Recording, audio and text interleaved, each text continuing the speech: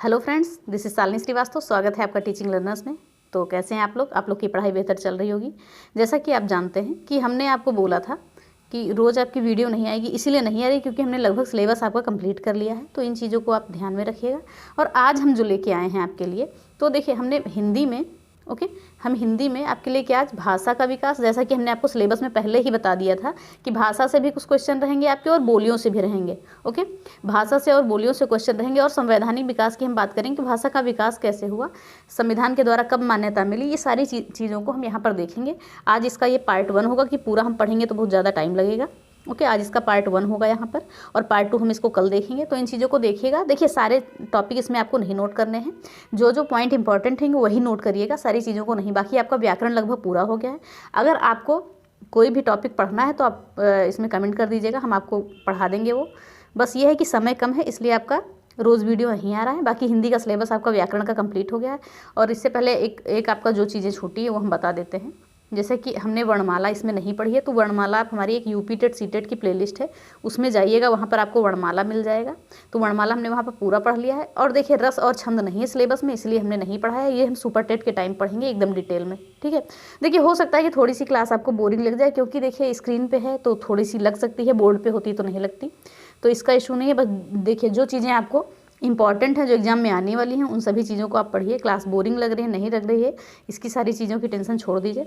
तो चलिए हम बात कर रहे हैं यहाँ पर, हम बात करते हैं। जैसे हमने बात की है केवीएस में हम 30 में 30 लाएंगे। ठीक है, उसकी बात कर रहे हैं। देखिए व्याकरण हमने कंप्लीट कर लिया है। जो कुछ चीज़ें बची हैं, जैसे व्याकरण, पर्यायवाची हो गया, मुहावरा हो गया, तो ये सारी चीज़ें आप किसी भी बुक से पढ़ सकते हैं या क्वेश्चन लगा सकते हैं, इतने भी टफ नहीं आने वाले हैं। तो ये सारी चीज़ें हो गई हैं। तो आज हम थोड़ा सा हिंदी भाषा का विकास के बारे में जानेंगे, उसके इतिहास को जानेंगे, कौन कौन से पॉइंट बन सकते हैं, कहाँ से बन सकते हैं। और सारी चीज़ें आपको नोट करने की ज़रूरत नहीं, बस आप सुनते रहिए। जो नोट करने वाली चीज़ें होंगी वो हम आपको बता देंगे। तो चलिए इसी के साथ अगर आप हमारे चैनल पर नए हैं तो प्लीज़ चैनल को सब्सक्राइब करिए और ज़्यादा से ज़्यादा शेयर करिए और वीडियो देखिए, क्योंकि यहाँ से आपके क्वेश्चन बनने की संभावना है। आपको यहाँ एकदम ऐसा डीप नॉलेज मिलेगा कि अगर कहीं भी किसी भी एग्जाम में पूछा जा रहा है तो आपको गलत नहीं होगा। ये हिंदी जो है आपका किसी भी एग्जाम के लिए इंपॉर्टेंट है। तो सबसे बकवास ना करते हुए सीधे हम आते हैं चैप्टर पे। तो ज़्यादा से ज़्यादा शेयर करिए। यूपी टेट और सुपर टेट वाले भी इसको देख सकते हैं, उनके लिए भी इंपॉर्टेंट है। तो चलिए हम आते हैं सीधे टॉपिक पे। तो देखिए हमने ऊपर क्या लिखा है, हिंदी। 1 मिनट पेन पतली करते हैं और पढ़ते हैं। तो सबसे पहले हमने क्या लिखा है, हिंदी क्या है। हिंदी देखिए बहुत सारे हिंदी को भाषा भी माना जाता है और विषय भी माना जाता है। ध्यान से देखिएगा, हिंदी को जो है भाषा और विषय दोनों माना जाता है। अगर विषय मानते हैं तो इस विषय में हम क्या पढ़ेंगे, हिंदी भाषा के इतिहास को पढ़ेंगे, व्याकरण को पढ़ते हैं और साहित्य को पढ़ते हैं। विषय के अंतर्गत हम हिंदी भाषा के क्या इतिहास को, व्याकरण को और साहित्य को पढ़ते हैं। और हिंदी एक भाषा तो है ही। ठीक है, और हिंदी का हम संधि विच्छेद करें तो हिंदी के 2 पार्ट में हम बांटते हैं, हीन प्लस दी। ठीक है, तो हीन मतलब क्या होता है, हीनता, और दी से क्या होता है, दमन करने वाली, यानी कि हीनता को दमन करने वाली जो भाषा है वो है हिंदी। क्या हम कहते हैं कि हीनता का दमन करने वाली भाषा है जो हिंदी है। ठीक है, अब हिंदी का विकास हम जानते हैं। ध्यान से सुनिएगा, इन पॉइंटों को नोट करिएगा जो बता रहे हैं।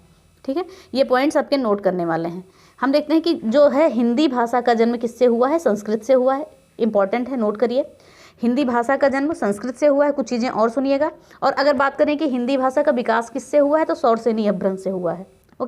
फिर बात करें कि हिंदी भाषा का जन्म हमने कहा संस्कृत से हुआ है, हिंदी भाषा का विकास सौरसेनी अपभ्रंश से हुआ है। अगर ये पूछा जाए क्वेश्चन कि हिंदी भाषा का विकास किस उपभाषा से हुआ है, ठीक है, अगर ये पूछा जाता है क्वेश्चन कि हिंदी भाषा का विकास किस उपभाषा से हुआ है, तो पश्चिमी हिंदी से हुआ है। ये सारी लाइनें याद रखिएगा। अगर बात करें कि हिंदी भाषा का विकास किस बोली से हुआ है, तो खड़ी बोली से हुआ है। ये बहुत ज़्यादा इंपॉर्टेंट आपके लिए बनेगी। चलिए एक बार और सुनते हैं, फिर हम आगे बात करते हैं। हिंदी भाषा का जन्म हुआ है संस्कृत से। हिंदी भाषा का जन्म हुआ है संस्कृत से, और हिंदी भाषा का विकास हुआ है सौरसेनी अपभ्रंश से। और हिंदी भाषा का विकास किस उपभाषा से हुआ है, अगर ये पूछा जाता है तो पश्चिमी हिंदी से हुआ है। अगर ये पूछा जाए कि हिंदी भाषा का विकास कौन सी बोली से हुआ है, तो खड़ी बोली से। ये सारी चीज़ें नोट करिएगा। अगर आप कहेंगे तो हम इसको टेलीग्राम पे इसकी PDF आपको कल पूरा होने के बाद प्रोवाइड करा देंगे, तो आपको कमेंट करना पड़ेगा इसके लिए कमेंट बॉक्स में। तो चलिए अब हम आगे बात करते हैं। आगे हमने क्या बात की है, देखिए यहाँ पर। तो अब इतना हमने जान लिया, इतनी चीज़ें आपने नोट भी कर ली हैं जो हमने बताया। देखिए संस्कृत, संस्कृत से कौन सी, उसके बाद क्या आई पाली भाषा, फिर क्या हुई प्राकृत भाषा, फिर अपभ्रंश। अपभ्रंश का मतलब क्या होता है, गिरी हुई भाषा यानी टूटी हुई भाषा। तो ये सारी चीज़ें होंगी। तो ये हमने जाना कि सबसे पहले संस्कृत, संस्कृत के बाद पाली, पाली के बाद प्राकृत, प्राकृत के बाद अपभ्रंश। अगर आप इसको, ये चीज़ें हैं जो और डिटेल में पढ़ना चाहते हैं तो हमारी जो प्लेलिस्ट है यूपी टेट और सी टेट की, यूपी टेट और एसटेट की प्लेलिस्ट हिंदी के नाम से हमने बनाया है, बहुत पहले हमने उसको पढ़ाया था। तो वहाँ पर आप जाके इसको और डिटेल में पढ़ सकते हैं, ठीक है। नहीं तो आवश्यकता नहीं है, आप यहीं पे पढ़िए, क्योंकि पॉइंट टू पॉइंट आपको नोट करने हैं, पूरी चीज़ें आपको नहीं नोट करनी है। तो चलिए अब हम बात करते हैं यहाँ पर हमारे देश हिंदी भाषा का हम इतिहास जानते हैं कि हमारे जो देश भारत को आर्यों का क्षेत्र कहा जाता था, ये आप सभी जानते होंगे। और आर्य कहाँ कहाँ से, पूर्व से भी आए, पश्चिम आए, सारी चीज़ें ये सब जानने की हमें ज़रूरत नहीं है यहाँ पर, ठीक है। जो ज़रूरत है वो हम देखते हैं। फिर एक चीज़ और ये देखिएगा, जो चीज़ें हमने इंपॉर्टेंट लिखी है, जो चीज़ें हम बताएंगे बस वही आपको नोट करनी है कि संस्कृत भाषा जो है पूर्वी आर्य भाषा परिवार की भाषा है। अगर पूछा जाए संस्कृत भाषा तो पूर्वी आर्य परिवार भाषा की भाषा है, सॉरी एक बार और बोल देते हैं, संस्कृत भाषा जो है पूर्वी आर्य भाषा परिवार की भाषा है। ये चीज़ इंपॉर्टेंट है, नोट करिएगा। जो मैं कहूँगी वही इंपॉर्टेंट है, वही आप नोट करिएगा। सारी चीज़ ये नहीं इंपॉर्टेंट करिए, ये नहीं नोट करना है आपको, इसकी आवश्यकता नहीं है। फिर बात करते हैं संस्कृत काल, ठीक है। तो संस्कृत को हमने किस में बांटा है, दो भागों में बांटा है, ओके। संस्कृत को हमने दो भागों में बांटा है, आप देख सकते हैं। एक होता है वैदिक संस्कृत और एक होता है लौकिक संस्कृत, दो भागों में बांटा है। दोनों को अच्छे से देखिएगा, वैदिक संस्कृत और लौकिक संस्कृत। तो वैदिक संस्कृत में क्या होता है, ये सुधरा हुआ रूप होता है, ठीक है। ये वैदिक संस्कृत में जो है ब्राह्मी लिपि की प्रधानता है। क्या है, ब्राह्मी लिपि की प्रधानता है। इसे क्या है, आर्यों ने बताया था। वैदिक संस्कृत में ब्राह्मी लिपि की प्रधानता है, ये बताया था, आर्यों ने बताया था। अगर बात करें तो सबसे प्राचीन लिपि कौन सी है, ब्राह्मी लिपि सबसे प्राचीन लिपि है और ऋग्वेद को ब्राह्मी लिपि में ही लिखा गया है। ये क्वेश्चन आपका बन सकता है कि ऋग्वेद को ब्राह्मी लिपि में ही लिखा गया है। सारी चीज़ें ये इंपॉर्टेंट बनेंगी, आप एक पॉइंट टू पॉइंट नोट करिएगा। फिर बात करते हैं लौकिक संस्कृत की। अभी हमने वैदिक जाना, फिर हम देखते हैं लौकिक संस्कृत को। तो लौकिक संस्कृत क्या है, ये ब्राह्मणों की भाषा है। लौकिक संस्कृत क्या है, ब्राह्मणों की भाषा है। इसमें देवनागरी लिपि का प्रयोग हुआ है। अगर पूछा जाए किस में देवनागरी लिपि का प्रयोग हुआ है तो लौकिक संस्कृत में हुआ है, ना कि वैदिक संस्कृत में, ठीक है। अब देखिए, नागर जाति के ब्राह्मणों द्वारा माना जाता है, ठीक है। ये किसके द्वारा माना गया है, ये नागर जाति के ब्राह्मणों द्वारा माना गया है कि लौकिक संस्कृत जो है ब्राह्मणों की भाषा है, ठीक है। तो ये हमने जान लिया, संस्कृत को हमने दो भागों में बांटा, एक वैदिक संस्कृत और एक लौकिक संस्कृत। वैदिक संस्कृत में ब्राह्मी लिपि की प्रधानता है, ये आर्यों ने बताया है, और ऋग्वेद को भी ब्राह्मी लिपि में लिखा गया है। और बात करेंगे लौकिक संस्कृत की, तो लौकिक संस्कृत क्या है, ये ब्राह्मणों की भाषा है। इसमें देवनागरी लिपि की प्रधानता है और ये नागर जाति के ब्राह्मणों द्वारा माना गया है। तो ये चीज़ भी आप नोट सकते हैं। नागर जाति कहाँ होती थी, गुजरात में, ठीक। अब हम देखते हैं संस्कृत का कालक्रम, थोड़ा सा इसको भी देख लेते हैं। तब देखिए, कालक्रम में हमने देखा है, एक मिनट ओके। कालक्रम की बात करें तो वैदिक संस्कृत जो है इसका कालक्रम क्या है, पहले संस्कृत का कालक्रम हम देखेंगे 1500 ईसा पूर्व से 500 ईसा पूर्व है, ठीक है। फिर आगे देखते हैं वैदिक संस्कृत और लौकिक संस्कृत को हम अलग अलग देखते हैं, क्या चीज़ें हैं ये। वैदिक संस्कृत और लौकिक संस्कृत को हम अलग अलग देखते हैं। तो वैदिक संस्कृत जो है 1500 ईसा पूर्व से 1000 ईसा पूर्व तक है, और जो लौकिक संस्कृत है आपकी 1000 से 500 ईसा पूर्व तक है, ओके। फिर हम आगे देखते हैं, सीधे सीधे आगे देखते हैं कि वैदिक संस्कृत में हमने बताया कि ब्राह्मी लिपि की प्रधानता है, और इसी लिपि में ये चारों वेद जो हैं शामिल हैं। और इन चारों वेदों को क्या कहते हैं, इन चारों वेदों को संहिता कहते हैं। याद रखिएगा, संहिता कहते हैं। कौन कौन सा, ऋग्वेद, सामवेद, यजुर्वेद, अथर्ववेद। आपका ये क्रम लगाने को आ सकता है, पूछ सकता है वेद कितने होते हैं, ठीक है। तो क्रम में पहले कौन सा लगाएंगे, ऋग्वेद सबसे प्राचीन वेद है आपका, सामवेद यहाँ पर संगीत की प्रधानता है, और यजुर्वेद यहाँ पर यज्ञ और सारी चीज़ें होती हैं, अथर्ववेद यहाँ पर सारी टोने टोटके सारी चीज़ें होती हैं। तो वो सारी चीज़ें आपको यहाँ पर हो सकता है पूछ भी ले, तो ये चीज़ याद रखिएगा। और यहाँ पर वैदिक संस्कृत जो है इसको देववाणी माना गया है, यानी कि देवताओं की भाषा माना गया है, ठीक है। और लौकिक संस्कृत को, वैदिक संस्कृत को हमने क्या माना है, देववाणी यानी देवताओं की भाषा, और लौकिक संस्कृत को हमने ब्राह्मणों की भाषा माना था, ये आप जान सकते हैं। देखिए, लौकिक संस्कृत को ही संस्कृत साहित्यिक भाषा माना गया है, ये किसने कहा है, भोलानाथ तिवारी ने कहा, ये स्टेटमेंट है, ये आप नोट करिएगा। लौकिक संस्कृत को ही साहित्यिक भाषा कहा जाता है, ये कहा है किसने, भोलानाथ तिवारी ने कहा है। तो ये सारी चीज़ें आप देखिएगा, हो सकता है 1 2 पार्ट 3 पार्ट में वीडियो हो जाए, लेकिन ये आपकी भाषा यहाँ तक कि आज तक की भाषा आपकी कंप्लीट हो जाएगी। कहाँ से हिंदी शुरू हुई है, संविधान में कब मान्यता मिली, और सारी चीज़ों को हम यहाँ पर कंप्लीट कर देंगे। फिर हम बात करते हैं लौकिक संस्कृत क्या है। लौकिक संस्कृत को हमने अभी बात किया है कि ब्राह्मणों की भाषा है, ठीक है। इसमें क्या है, देवनागरी लिपि की प्रधानता है, ओके। और फिर बात करते हैं, रामायण भी लौकिक संस्कृत में ही आपकी है, देवनागरी लिपि में ही लिखी गई है। महाभारत और पुराण उपपुराण सारा इसी, महाभारत का पुराना नाम जय संहिता था, ये क्वेश्चन कई बार पूछा गया है, इसको भी याद कर रखिएगा कि महाभारत का पुराना नाम पहले क्या कहते थे, जय संहिता कहते थे। ठीक है, तो अब चलिए हम दोनों में थोड़ी सी तुलना कर लेते हैं। हमने बात की कि वैदिक संस्कृत जो है देववाणी है। ओके, हमने बात किया कि वैदिक संस्कृत क्या है, देववाणी यानी देवताओं की भाषा है, और लौकिक संस्कृत क्या है, ब्राह्मणों की भाषा है। हमने बात की कि वैदिक संस्कृत में ब्राह्मी लिपि की प्रधानता है, और इसमें हमने बात की देवनागरी लिपि की प्रधानता है। ठीक है, इसमें चारों वेद आते हैं, ये ऋग्वेद, सामवेद, यजुर्वेद, अथर्ववेद, और इसमें आते हैं हमारे रामायण, महाभारत, पुराण और उपपुराण सारे आ जाते हैं। ओके, आई होप इतना आपको कंफर्म हो गया होगा। ठीक है, अब हम आगे पेज पे आते हैं। फिर अब देखिएगा कुछ और चीज़ें देखिएगा, ये सारी चीज़ें जो हैं आपको पॉइंट टू पॉइंट नोट करनी है, कोई सीक्वेंस में नहीं नोट करनी है, आप जैसे चाहें आप पॉइंट टू पॉइंट नोट कर सकते हैं। फिर आगे देखते हैं, वैदिक संस्कृत एक क्लिष्ट या जटिल भाषा है। ठीक है, वैदिक संस्कृत क्या है, क्लिष्ट या जटिल भाषा है, ये स्टेटमेंट पूछा जा सकता है। भाषा देववाणी है, देवताओं की भाषा है, क्लिष्ट है और जटिल भाषा है। तो फिर से एक बार देखते हैं, वैदिक संस्कृत एक क्लिष्ट या जटिल भाषा देववाणी है। ठीक है, देववाणी भाषा है, देववाणी भाषा भी कह सकते हैं, और ये उच्च वर्ग द्वारा बोली जाती है। ओके, उच्च वर्ग द्वारा बोली जाती है, कौन सी, वैदिक संस्कृत। ओके, उच्च वर्ग द्वारा बोली जाती है, याद रखिएगा। और लौकिक संस्कृत जो है ब्राह्मणों की भाषा थी, जो हमने आपको भी बताया, पीछे 2 बार बता चुके हैं कि ब्राह्मणों की भाषा लौकिक संस्कृत थी, और वैदिक संस्कृत क्या थी, देवताओं की भाषा थी, ये उच्च वर्ग द्वारा बोली जाती थी, उच्च जाति के लोग बोलते थे। ठीक है, अब हम बात करते हैं कि इसके बाद एक नई भाषा आई थी, पाली। ठीक है, ये वैदिक और लौकिक भाषाओं के बाद एक भाषा की उत्पत्ति हुई पाली। अब पाली के बारे में हम थोड़ा सा जानते हैं कि पाली भाषा क्या होती है। ओके, फिर देखते हैं, पाली जो है पल्ली से बना हुआ है। ठीक है, इसका थोड़ा सा हम समय जानते हैं कि 500 ईसा पूर्व से 1 शताब्दी, ठीक है, इसका कालक्रम था, ये याद रखिएगा। और पाली जो है पल्ली से बना है, और पल्ली का अर्थ होता है ग्राम या ग्रामीण, ये चीज़ याद रखिएगा। पल्ली का क्या अर्थ होता है, ग्राम या ग्रामीण है। इन सारी चीज़ों को ध्यान से सुनिएगा आप। देखिए, पहली ग्रामीण भाषा क्या लिखा हुआ है, पहली ग्रामीण भाषा पल्ली यानी कि पाली बोल सकते हैं, भारत की देसी भाषा थी। अगर पूछा जाए कि पहली ग्रामीण भाषा कौन सी थी, तो पल्ली या पाली भाषा थी, जो भारत की देसी भाषा थी, याद रखिएगा। और इसको हम प्रथम देसी भाषा भी कहते हैं, जैसा कि हमने अभी बताया कि पहली ग्रामीण भाषा थी और देसी भाषा थी, और भारत की प्रथम राजभाषा भी कह सकते हैं, कहा गया है। ठीक है, और भारत की प्रथम जनभाषा थी। ये सारी चीज़ें हो सकता है आपकी पूछी जाए, नहीं तो आपके लिए इंपॉर्टेंट है किसी भी एग्जाम के लिए, तो आप ये चीज़ें पॉइंट टू पॉइंट नोट कर लीजिएगा। फिर बात करते हैं बौद्धिक भाषा की। ये बौद्धिक भाषा थी पाली, ये बौद्धों की भाषा थी। जो जितने भी बौद्ध ग्रंथ लिखे गए हैं सब किस में लिखे हैं, बौद्ध की भाषा पूछा जाता है आपका, तो ये पाली याद रखिएगा। ये क्वेश्चन हमेशा आपका बनता है। जैनों की भाषा प्राकृत थी, और बौद्धों की भाषा कौन थी, पाली थी। तो बौद्धों की भाषा क्या है, पाली भाषा क्या थी, बौद्धिक भाषा और बौद्धों की भाषा। ओके, फिर हम बात करें आगे, देखिएगा ध्यान से सारी चीज़ें। त्रिपिटक जो भी लिखा गया था, विनय पिटक, सुत्त पिटक और अभिधम्म पिटक, ये सारी भी चीज़ें आपके लिए इंपॉर्टेंट बन सकती हैं। एक मिनट। ओके, विनय पिटक, सुत्त पिटक और अभिधम्म पिटक, ये जो त्रिपिटक थे, किस थे, महात्मा बुद्ध ने जो दिए थे, जो बौद्ध धर्म से संबंधित थे, ये भी पाली भाषा में लिखे गए हैं। पूछा जा सकता है कि त्रिपिटक किस भाषा में थे, तो पाली भाषा में थे। फिर बात करें अशोक के अभिलेखों की भाषा क्या थी, पाली थी। अशोक के अभिलेखों की भाषा क्या थी, पाली भाषा थी। और एक इम्पॉर्टेंट चीज़ और है आपकी, प्राकृत की प्रथम अवस्था पाली थी, यानी प्राकृत भाषा की प्रथम अवस्था क्या थी, पाली भाषा थी। ओके, इतनी चीज़ें आपको समझ में आ गई होंगी। एक बार और रिपीट कर देते हैं। देखिए, थोड़ा सा समय लगेगा, लेकिन चीज़ें बहुत ही इंपॉर्टेंट हैं ये, और आपको ये कहीं नहीं मिलेंगी।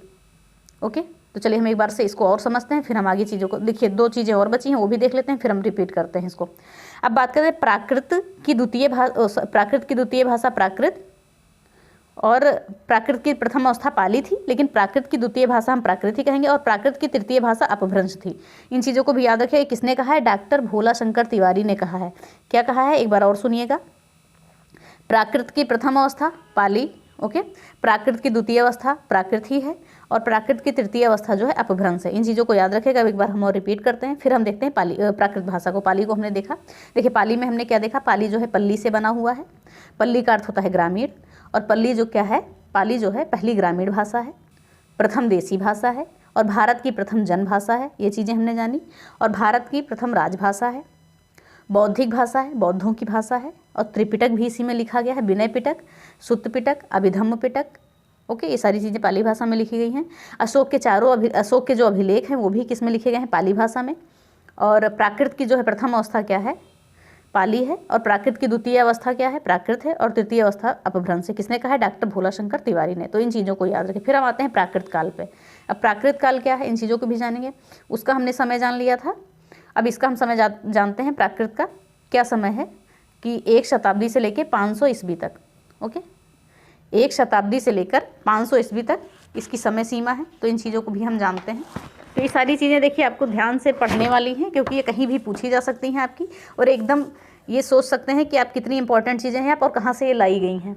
ओके, तो ये सारी चीज़ें होंगी। देखिए हमने पाली भाषा का समय क्रम क्या जाना था, 500 ईसा पूर्व से 1 ईस्वी तक। ठीक है, 1 ईस्वी तक, 1 मिनट, 1 ईस्वी तक हमने जाना था। और हम इसका क्या जानते हैं, प्राकृत का जानते हैं 1 शताब्दी से 500 ईस्वी तक। ठीक है, फिर देखते हैं प्राकृत भाषा, प्राकृत काल, प्राकृत भाषा को क्या क्या कहते हैं। इसको कहते हैं अशुद्ध संस्कृत कहते हैं। ओके, द्वितीय पाली भाषा कहते हैं। ओके, क्या होती है, द्वितीय पाली भाषा है, द्वितीय पाली का ये रूप है। और ये जैनियों की भाषा है, बहुत इंपॉर्टेंट आपके लिए ये बनेगा। किसकी भाषा है, जैनियों की भाषा है। ये पूछा जाता है कि जैनियों की भाषा क्या है, प्राकृत भाषा है। और प्राकृत क्या होता है, प्राकृत शब्द की उत्पत्ति की बात करें तो सिंगल क्षेत्र श्रीलंका से हुई है, और ये इसको हम मलेच्छों की भाषा भी कहते हैं। तो ये चीज़ें आपकी पूछी जा सकती हैं। और जैन जो है धार्मिक ग्रंथों की भाषा है। तो प्राकृत आपका इतना ही है, पाली थोड़ा सा ज़्यादा था। देखिए प्राकृत 1 शताब्दी से 500 ईस्वी, अशुद्ध संस्कृत बोला जाता है, द्वितीय पाली भाषा है ये। ठीक है, और जैनों की भाषा है। ओके, और प्राकृत, प्रकृति से इसकी शब्द की उत्पत्ति हुई है, प्रकृति शब्द से उत्पत्ति हुई है किसकी, प्राकृत की। और ये मलेच्छों की भाषा है और जैन धार्मिक ग्रंथों की भाषा है। सारे जैन धर्म जो भी हैं ये इसी में लिखे गए हैं, किसमें, प्राकृत भाषा में। इन चीज़ों को याद रखिएगा। देखिए पाली में, पाली भाषा में बौद्ध ग्रंथ लिखे गए हैं और प्राकृत भाषा में जैन ग्रंथ लिखे गए हैं। ये सारी चीज़ें आपकी पूछी जाती हैं। ठीक है, अब हम देखते हैं आगे अपभ्रंश काल की बात करेंगे। ठीक है, अब बात करते हैं हम अपभ्रंश काल की। अपभ्रंश काल क्या है, 500 से 1500 ईस्वी तक, 500 ईस्वी से 1500 ईस्वी तक। अपभ्रंश का मतलब क्या होता है, इसको हम जानते हैं। अपभ्रंश का अर्थ होता है टूटी फूटी भाषा, या भ्रष्ट भाषा भी कहते हैं, या गिरी हुई भाषा कहते हैं, बिगड़ी भाषा भी कहते हैं, और खिचड़ी भाषा इसे कहा है श्याम सुंदर दास जी ने। अब ये नोट करिए, ये इंपॉर्टेंट है आपके लिए कि अपभ्रंश जो भाषा है आपकी, उसे खिचड़ी भाषा किसने कहा है, तो श्याम सुंदर दास ने इसे खिचड़ी भाषा कहा है। और देखते हैं एक बार हम कि क्या क्या कहते हैं, टूटी फूटी भाषा, भ्रष्ट भाषा, गिरी हुई भाषा और बिगड़ी भाषा, ये किसे कहते हैं, अपभ्रंश को। और हिंदी क्या है, एक वियोगात्मक भाषा है। ये क्वेश्चन आपका बन सकता है और कई बार बना भी है। और संस्कृत जो है संयोगात्मक भाषा है, ये भी याद रखिएगा। हिंदी आपकी वियोगात्मक भाषा है और संस्कृत क्या है, संयोगात्मक भाषा है। ये चीज़ इंपॉर्टेंट बनेगी आपके लिए, पूछा जा सकता है, आज नहीं तो किसी भी एग्जाम में पूछा जा सकता है, क्योंकि सारे क्वेश्चन पूछे गए हैं। तो जो है हिंदी क्या है, वियोगात्मक भाषा है, पॉइंट नोट करिएगा। और संस्कृत क्या है, वियोगात्मक भाषा है। ओके, सॉरी, संस्कृत जो है संयोगात्मक भाषा है और हिंदी है वियोगात्मक भाषा। फिर हमने अभी बात की थी कि हीनता का दमन करने वाली भाषा कौन सी है, हिंदी भाषा है। तो इन चीज़ों को हमने जान लिया था। अब देखिए कुछ चीज़ें हम और जानेंगे आगे, जिनका आपका सीक्वेंस याद करने की जरूरत नहीं, बस जो चीज़ें इंपॉर्टेंट है वही आप जानिए। देखिए हम बताएंगे जो इंपॉर्टेंट होगा आपके लिए, बाकी चीज़ें हम बताते जा रहे हैं, आप केवल सुनते जाइए। अपभ्रंश का समय काल जो है 500 से 1500 ईसा पूर्व है। ठीक है, और अपभ्रंश को 7 भागों में किसने बांटा है, भोलानाथ तिवारी ने विभाजित किया है। किसने, भोलानाथ तिवारी ने। ये संख्या नोट करिएगा, भोलानाथ तिवारी ने अपभ्रंश काल को 7 भागों में बांटा है। ओके, भोलानाथ तिवारी ने अपभ्रंश को 7 भागों में विभाजित किया है। कौन कौन सा, सौरसेनी अपभ्रंश, खस, ओके, अर्धमागधी अपभ्रंश, मागधी, पैशाची और ब्रांचड़, और कौन सा ये है लास्ट में, महाराष्ट्री। ये महाराष्ट्री लिखा हुआ है लास्ट में। ठीक है, भोलानाथ तिवारी ने अपभ्रंश काल को 7 भागों में विभाजित किया है। कौन कौन सा, सौरसेनी अपभ्रंश, खस अपभ्रंश, अर्धमागधी, इसमें थोड़ा आपको दिख नहीं रहा होगा, मागधी, पैशाची, ब्रांचड़ और महाराष्ट्री। अब इसके अंतर्गत कौन कौन सी भाषाएं आ गई हम देख लेते हैं। सौरसेनी के अंतर्गत कौन कौन सी आएगी, पश्चिमी हिंदी और राजस्थानी हिंदी आ जाएगी। ठीक है, फिर आएगी खस के अंतर्गत पहाड़ी हिंदी आ जाएगी, इसको भी हम देखेंगे आगे कौन कौन सी भाषाएं आएंगी इसके अंतर्गत। अर्धमागधी में क्या आएगी, पूर्वी हिंदी, मागधी में क्या आएगी, बिहारी हिंदी, और पैशाची और ब्रांचड़ और महाराष्ट्री। इन सभी चीज़ों को आगे जानेंगे। फिर कुछ इंपॉर्टेंट चीज़ें हैं जो आप और जान लीजिए। ओके, कुछ इंपॉर्टेंट चीज़ें आप और जान लीजिए, क्योंकि आपका ये देखिए KVS का एग्जाम है, तो इसमें कोई ज़रूरी नहीं है कि उत्तर प्रदेश की चीज़ें ही पूछी जाएँ। यहाँ आपकी ऑल इंडिया से कहीं भी चीज़ें पूछी जा सकती हैं, क्योंकि किसी भी राज्य की भाषा या सारी चीज़ें पूछा जा सकता है। तो ये क्या है आपका, गुजराती जो भाषा है इस सौरसेनी अपभ्रंश से निकली है, पॉइंट नोट करिएगा। गुजराती भाषा सौरसेनी अपभ्रंश से निकली है। ओके, और सौरसेनी जो है राजा सूरसेन के नाम पर पड़ा है। ओके, मैथिली भाषा को नवीन प्राकृत कहते हैं, इंपॉर्टेंट बनेगा आपके लिए। मैथिली भाषा को नवीन प्राकृत कहते हैं। क्या कहते हैं, मैथिली भाषा को नवीन प्राकृत भाषा कहते हैं।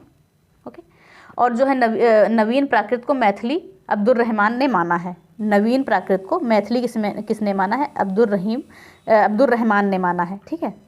और अगर हम बात करें तो हजारी प्रसाद द्विवेदी ने इन्हें कहा है प्रथम कवि कहा है, ठीक है। तो इन सभी चीज़ों को याद रखिएगा। हजारी प्रसाद द्विवेदी ने क्या कहा है, प्रथम कवि कहा है। तो ये सब याद रखने की ज़रूरत नहीं है, ये सारी चीज़ें नहीं पूछी जाएंगी आपकी, बस ये याद रखिए। अब देखिए कुछ इंपॉर्टेंट चीज़ें हैं जो ध्यान से सुनिएगा, इसको लिखवा नहीं रहे हैं, ध्यान से सुनिएगा। भारत में मुख्य जो है 18 भाषाएँ थी, ठीक है, जिससे पहले हम क्या कहते थे, राजभाषा कहते हैं। और पहली मुख्य भाषा कौन सी थी, नेपाली थी, और दूसरी थी मैथिली। इनको भी राजभाषा का दर्जा मिला था, ठीक है। तो ये सब चीज़ें वैसे हैं, आपको बता दिया गया है, वैसे याद करने की आपको इतनी ज़रूरत नहीं, ये नहीं पूछा जाता है कहीं पर। चलिए अब हम बात करते हैं कि पंडित राहुल सकृत्यायन ने पैशाची की उत्पत्ति पिशाच से हुई है, ये बताया है। अगर पूछा जाए, आपका स्टेटमेंट ये आ सकता है कि पैशाची की उत्पत्ति पिशाच से हुई है, किसने कहा है, तो राहुल सकृत्यायन ने कहा है, ठीक है। अब हम बात करेंगे, सीधे आएंगे पश्चिमी हिंदी पर। हमने देखा है कि सौरसेनी हिंदी, जो सौरसेनी अपभ्रंश है, उसको 2 भागों में बांटा गया है, पश्चिमी हिंदी और राजस्थानी हिंदी, ठीक है। तो पहले हम पढ़ेंगे पश्चिमी हिंदी को, फिर सारी चीज़ों को हम देखेंगे। पश्चिमी हिंदी को जो है 5 भागों में बांटा गया है, उन सभी चीज़ों को हम देखते हैं। चलिए आ जाते हैं ऊपर। अब बात करेंगे पश्चिमी हिंदी की। देखिए थोड़ी सी बोरिंग तो लग सकती है क्लास, लेकिन अब क्या करें, इंपॉर्टेंट चीज़ें हैं तो हम हटा भी नहीं सकते इसको, ठीक है। तो देखिए पहले हम बात करते हैं पश्चिमी हिंदी की। तो पश्चिमी हिंदी को हम 5 भागों में, 5 भाषाएं हैं इसके अंतर्गत, ठीक है। पश्चिमी हिंदी के अंतर्गत, इस उपभाषा के अंतर्गत कौन कौन सी 5 भाषाएं आएंगी, और इसे पश्चिमी हिंदी को क्या क्या कहा गया है, पंचमेल खिचड़ी, नवीन हिंदी का जन्मदाता, ठीक है। और फिर हम बात करेंगे कौन कौन सी भाषाएं आएंगी पश्चिमी हिंदी के अंतर्गत। तो देखिए पश्चिमी हिंदी के अंतर्गत आएगी कौरवी, बुंदेली, बांगरू और ब्रज भाषा और कन्नौजी। तो जो ब्रज भाषा है इसे काव्य भाषा कहते हैं, कृष्ण भाषा कहते हैं, अंतर्वेदी भाषा कहते हैं, ठीक है। और अंतर्वेदी भाषा किसने कहा है, रामकुमार वर्मा ने कहा, इंपॉर्टेंट है, याद रखिएगा। ब्रज भाषा को काव्य भाषा, देखिए ज़्यादातर काव्य आपके ब्रज भाषा में लिखे गए हैं। कृष्ण भाषा अंतर्वेदी भाषा, और इसे अंतर्वेदी भाषा किसने कहा है, रामकुमार वर्मा ने कहा, ये चीज़ याद रखिएगा। और कौरवी को जो है खड़ी बोली बताया है, राहुल की बोली नाम दिया है। और ये सारी भाषाओं के नाम आप याद रखिएगा, 1 मिनट, ओके। भाषाओं के आप नाम याद रखेंगे, कौरवी, बुंदेली, बांगरू, ब्रजभाषा और कन्नौजी। ये पश्चिमी हिंदी की 5 उपभाषाएं हैं। फिर अब बात करेंगे राजस्थानी हिंदी की 4 हैं। देखिए इनको दिशाओं के हिसाब से बांटा गया है, ठीक है। तो इनको हमने 4 भाषा ऐसे लिख दी है, आपके लिए आसान बनेगी। तो उत्तरी राजस्थानी में जो है, उत्तरी राजस्थान में मेवाती भाषा, ओके। और पूर्वी राजस्थानी भाषा कौन सी है, जयपुरी या ढूंढाड़ी भाषा बोल सकते हैं। दक्षिणी राजस्थानी में क्या बोल सकते हैं, मालवी भाषा। और पश्चिमी राजस्थान में मारवाड़ी भाषा। देखिए अगर आप राजस्थान का मैप देखेंगे, ठीक है, तो ये हम आपको समझाते हैं। तो राजस्थान का अगर मैप ऐसे मान लीजिए कि ये मैप है ऐसे कुछ, तो इधर साइड में आता है जयपुर, ओके, और इधर आता है मालवी क्षेत्र आता है, दक्षिण राजस्थान आता है नीचे सबसे, और इधर मारवाड़ी क्षेत्र आता है, और ऊपर ये उत्तरी क्षेत्र आता है। तो ये सारी चीज़ें हैं, 1 मिनट, ओके। तो ये चीज़ें हमने जाना जो राजस्थानी हिंदी थी। देखिए ये पूरा हमने मान लिया कि ये राजस्थान है। एक बार ध्यान से और सुन लीजिए, ये मान लिया राजस्थान है। तो राजस्थान के उत्तर में कौन सी भाषा है, मेवाती भाषा है, ओके। उत्तरी राजस्थानी भाषा कौन सी, मेवाती हो गई। दक्षिणी हो गई मालवी, मेवाती, मालवी देखिए आमने सामने, मालवी मेवाती, तो ऐसे आप याद कर सकते हैं। और पूर्वी राजस्थान में जयपुरी या ढूंढाड़ी भाषा, और मारवाड़ी भाषा किसे कहेंगे, पश्चिमी राजस्थानी में। और ये जो वर्गीकरण किया है ये भी भोलानाथ तिवारी ही ने किया है, 4 भागों में, कौन कौन सी, मारवाड़ी, मालवी, जयपुरी और मेवाती भाषा। तो इन सभी चीज़ों को आपको याद रखने का है, तो ये चीज़ें आप नोट करिएगा, ये इंपॉर्टेंट है। तो चलिए अब देखिए सौरसेनी के अंतर्गत कौन कौन से आ गए। पश्चिमी हिंदी और राजस्थानी हिंदी को हमने देख लिया। पश्चिमी हिंदी को हमने 5 भाषाओं में बांटा है, और राजस्थानी हिंदी को किस में बांटा है, 4 भाषाओं में बांटा है। फिर हम आगे देखते हैं पहाड़ी हिंदी किसके अंतर्गत आती है, खस अपभ्रंश के अंतर्गत आएगी, याद रखिएगा, ऊपर आप देख लीजिएगा, खस के अंतर्गत आएगी। अब खस अपभ्रंश के अंतर्गत कौन सी आई है, पहाड़ी हिंदी। तो पहाड़ी हिंदी को हमने 3 उपभाषाओं में बांटा है, कौन कौन सी, गढ़वाली, कुमाऊनी और नेपाली। GKN पढ़ सकते हैं अगर आपको ऐसे याद हो। तो गढ़वाली, कुमाऊनी और नेपाली में बांटा है। फिर आते हैं मागधी पे, ओके। फिर किस पे आते हैं, मागधी पे आते हैं। मागधी को 3 उपभाषाओं में बांटा गया है, मैथिली, मगही, भोजपुरी, ओके। मागधी को 3 भाषाओं में बांटा गया है, मैथिली, मगही, ओके, और भोजपुरी में बांटा गया है। तो ये सारी चीज़ें आप नोट करिएगा। और पूर्वी हिंदी को 3 उपभाषाओं में बांटा गया है, अवधी, बघेली, छत्तीसगढ़ी, ABC ऐसे आप याद कर सकते हैं, ABC, ठीक है। तो पूर्वी हिंदी को 3 उपभाषाओं में हमने बांटा है, अवधी, बघेली और छत्तीसगढ़ी। देखिए पूर्वी हिंदी हमारी अर्ध मागधी के अंतर्गत आई है, याद रखिएगा, ठीक है। और ये जो मागधी के अंतर्गत बिहारी हिंदी आती है, ओके। फिर हम देखते हैं आगे पूर्वी हिंदी की, फिर हम आगे देख लेते हैं इसको, तो ये तो आगे दूसरा पेज आ गया। फिर हम देखते हैं पैशाची, जैसा कि हमने आगे देखा था। पैशाची के अंतर्गत कौन कौन सा, लहदा और पंजाबी भाषा आती है। पैशाची के अंतर्गत लहदा और पंजाबी, और ब्राचड़ के अंतर्गत आती है सिंधी भाषा, और महाराष्ट्री के अंतर्गत मराठी आती है। महाराष्ट्र में कौन सी भाषा बोली जाती है, मराठी भाषा बोली जाती है। ठीक है, ब्रांचड़ जो सिंधी, और पैशाची के अंतर्गत लहदा और पंजाबी। तो ये चीज़ें आप नोट करिएगा, ये चीज़ें आपके लिए ज़रूरी बन सकती हैं। तो ये चीज़ें हमने जान ली। फिर हम आगे जानते हैं फिर अवहट्ट क्या होता है, थोड़ा सा अवहट्ट के बारे में भी जान लीजिए, यहाँ से भी क्वेश्चन बन सकते हैं आपके। तो बात करें अवहट्ट की। देखिए समय कितना हो गया है, 1 मिनट देख लेते हैं तो सारी चीज़ें पढ़ते हैं। ओके, तो हमने क्या देख लिया, अब हम अवहट्ट भाषा को देख के और बाकी आएगा आपका भाषा का विकास, तो वो हम कल पढ़ेंगे। तो हम देख लेते हैं अवहट्ट के बारे में भी कुछ चीज़ें जान लेते हैं। तो क्या क्या चीज़ें इंपॉर्टेंट है अवहट्ट के बारे में, इन सभी चीज़ों को हम जानेंगे। अवहट्ट का अर्थ क्या होता है, मार्ग से अलग। अवहट्ट का अर्थ होता है मार्ग से अलग, इन चीज़ों को याद रखिएगा। ठीक है, और पुरानी हिंदी जो है अवहट्ट कहलाई, ये भी लाइन आपके लिए इंपॉर्टेंट बनेगी। पुरानी हिंदी क्या कहलाई, अवहट्ट कहलाई। पुरानी हिंदी में व्याकरण नहीं थी। ठीक है, पुरानी हिंदी में क्या थी, व्याकरण नहीं थी। और जेसुआ कैटलर, ये आपके लिए इंपॉर्टेंट नाम है। जेसुआ कैटलर ने पुरानी हिंदी के आधार पर व्याकरण बनाई है। जेसुआ कैटलर ने, ये इंपॉर्टेंट है नाम आपके लिए, ने पुरानी हिंदी के आधार पर व्याकरण बनाई है। और जेसुआ कैटलर जो हैं, इन्होंने हिंदी का प्रथम व्याकरण इन्होंने लिखा है या बताया है, जो भी है। तो जेसुआ कैटलर ने हिंदी ग्रामर को प्रथम व्याकरण बोला है। ये सारी चीज़ें हो गई। फिर बात करते हैं अवहट्ट, हमने जान ली। अवहट्ट का अर्थ क्या होता है, मार्ग से अलग होता है। पुरानी हिंदी अवहट्ट कहलाई, और जेसुआ कैटलर ने जो है पुरानी हिंदी के आधार पर ही व्याकरण बनाया था। फिर बात करते हैं नई हिंदी की। नई हिंदी क्या है आपकी, नई हिंदी की बात करें तो नई हिंदी जो है पुरानी हिंदी से प्रारंभ हुई है। किसके प्रयास से, भारतेंदु हरिश्चंद्र के प्रयास से। पूछा जा सकता है कि जो नई हिंदी है ये किसके प्रयास से प्रारंभ की गई है, तो भारतेंदु हरिश्चंद्र के नाम से के प्रयास से जो है की गई है शुरू इसको। फिर इसीलिए जो है भारतेंदु काल को नवजागरण काल, पुनर्जागरण काल कहा जाता है। देखिए भारतेंदु काल को क्या कहते हैं, नवजागरण काल और पुनर्जागरण काल कहते हैं। तो ये भी याद रखिएगा। कुछ चीज़ें और हैं जो नोट करिए आप, ये चीज़ें इंपॉर्टेंट हैं, हमने बता भी दी है, लेकिन एक बार और आप देख लीजिए। हिंदी भाषा का विकास सौरसेनी अपभ्रंश से हुआ है, पूछा जा सकता है। हिंदी भाषा का विकास पश्चिमी भाषा से हुआ है, अगर पूछा जाए किस उपभाषा से हुआ है तो पश्चिमी उपभाषा से हुआ है। और हिंदी भाषा का विकास किस बोली से हुआ है, तो हम कह सकते हैं खड़ी बोली से हुआ है। और पुरानी हिंदी का नवीन रूप क्या है, शुद्ध हिंदी है। ओके, फिर से एक बार देखते हैं। हिंदी भाषा का विकास किस अपभ्रंश से हुआ है, सौरसेनी अपभ्रंश से हुआ है। हिंदी भाषा का विकास किस उपभाषा से हुआ है, पश्चिमी भाषा से हुआ है। और हिंदी भाषा का विकास किस बोली से हुआ है, खड़ी बोली से हुआ है। और फिर हम बात करेंगे कि पुरानी हिंदी का नवीन रूप क्या है, शुद्ध हिंदी है। ओके, तो ये सारी चीज़ें हमने जान ली। आज की क्लास आपकी इतनी ही, और बाकी हम कल भाषा के संवैधानिक विकास की तरफ चलेंगे। जैसा कि आप देख रहे हैं सारी चीज़ें हैं, कैसे भाषा की चीज़ें हैं, और ये सारी भाषा परिवार भी हम देखेंगे। और जहाँ तक हो पाएगा कल ख़त्म करेंगे, या परसों तक हम आपका चीज़ें ख़त्म कर देंगे। आप ये देख सकते हैं सारी चीज़ें। ओके, तो और आपको चीज़ें बताना चाहेंगे कि अगर आप हिंदी की कंप्लीट, देखिए हिंदी हमारी कंप्लीट हो गई है, तो लिंक जो है डिस्क्रिप्शन में डाल दी जाएगी। देखिए सारी कंप्लीट हो गई है KVS की हिंदी, आप यहाँ पर जाके हिंदी पढ़ सकते हैं। यहाँ से आपकी 30 में 30 की तैयारी जहाँ तक हमने बताई थी वो सारी होंगी। तो यहाँ हिंदी आपकी कंप्लीट हो गई है KVS के लिए।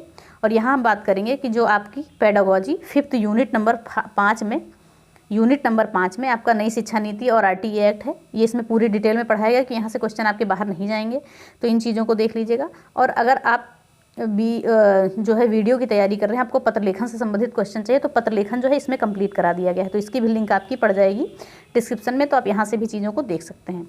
ओके, तो आई होप आपको क्लास ज़रूर पसंद आई होगी। कमेंट बॉक्स में ज़रूर बताइएगा। ये साहित्य हम आपकी कंप्लीट करा देंगे। ओके, हो सकता है 1 2 3 जो भी 2-3 वीडियो नहीं आएंगी, 2 ही वीडियो आएंगी। तो ये आपकी KVS की क्लास चल रही है, क्योंकि देखिए यहाँ से भाषा से भी संबंधित क्वेश्चन आ सकते हैं आपके, कोई और कहीं से भी पूछा जा सकता है। और जो चीज़ें बताई गई हैं इंपॉर्टेंट है, वो पॉइंट टू पॉइंट नोट करिएगा, कोई ज़रूरी नहीं सीक्वेंस में नहीं नोट करिएगा। तो KVS में आपके देखिए 30 में 30 पक्के आ जाएंगे। और जो भी टॉपिक आपके कंफर्म नहीं होंगे तो आप बोल सकते हैं, हम उसको आपको बता देंगे, व्याकरण के हुए जो भी है। और कुछ हम महत्वपूर्ण रचनाएँ भी आपको बताएंगे। तो आज की क्लास इतनी ही। तो क्लास को ज़्यादा से ज़्यादा शेयर करें, लाइक करें, ओके, और कमेंट करें, और बेल आइकन दबाना ना भूलें, जहाँ से आपको नोटिफिकेशन मिलती है। और जहाँ तक अपने दोस्तों को ज़्यादा से ज़्यादा शेयर करें कि उनका भी भला हो जाए।